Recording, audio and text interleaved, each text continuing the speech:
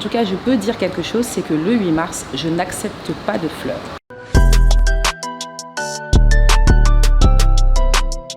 Bonjour, je suis Laure Blédou, directrice éditoriale et marketing chez Bayard Afrique et notamment rédactrice en chef des magazines Mes Premiers Planète Jemmir pour les enfants de 1 an à 5 ans et Planète Jemmir pour les enfants de 5 ans à 10 ans.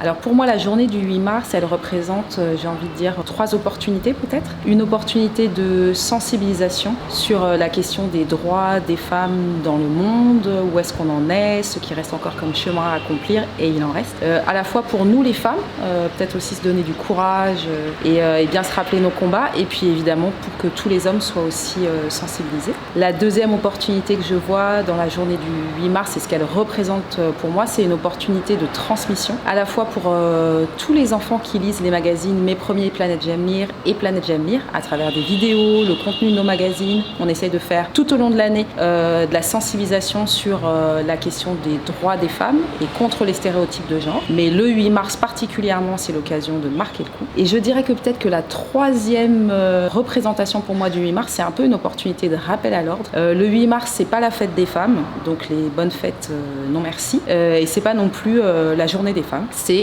la journée internationale des droits des femmes.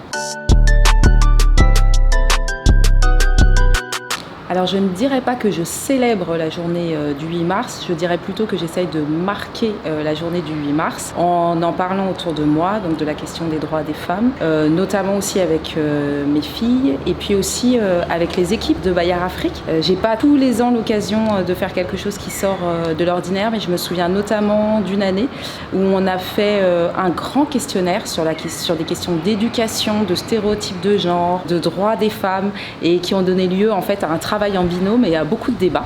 Donc ça pour moi c'est une façon de marquer la journée du 8 mars. En tout cas je peux dire quelque chose, c'est que le 8 mars je n'accepte pas de fleurs. En mot de fin, je dirais que je considère quand même qu'on a de la chance au 21e siècle, en cette année 2022, d'avoir avancé sur certains droits des femmes, mais le chemin reste encore long à parcourir, notamment sur l'égalité des salaires, sur la question du consentement, sur la liberté de choisir avec qui on se marie et à quel âge. Beaucoup de sujets, la scolarisation, qui reste encore des défis pour des filles et des femmes de l'an 2022 en Afrique et ailleurs dans le monde. Donc mon mot de la fin, c'est continuons et peut-être courage à celles qui subissent encore trop de discrimination en tant que femmes.